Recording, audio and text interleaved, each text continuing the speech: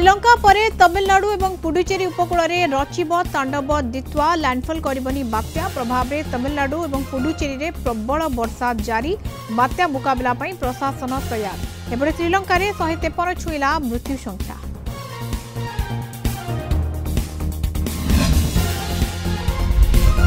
National Herald money laundering मामला बढ़िला सोनिया और राहुल को अड़ुआ उभयों नाँ अपराधिक षड्यंत्र मामला रुजु कला Delhi police EOW Sam Pitroda एवं अन्य 4 जनक नाँ भी मामला रुजु।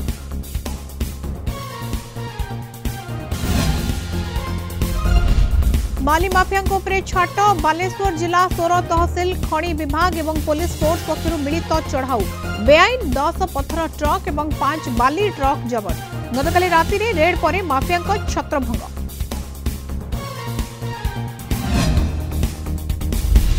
दल को फेरी पारुनी हाथी छुआ कलिंग टीवी रे खबर प्रसारण पर चेतिला विभाग वन विभाग कार्यालय हाथी छुआ नियंत्रणाधीन निर्माणाधीन गृह में असुरक्षित भाव में रही केउंझर भूइया जुआंग पीढ़ रेंज यात्रा गाँव यह घटना।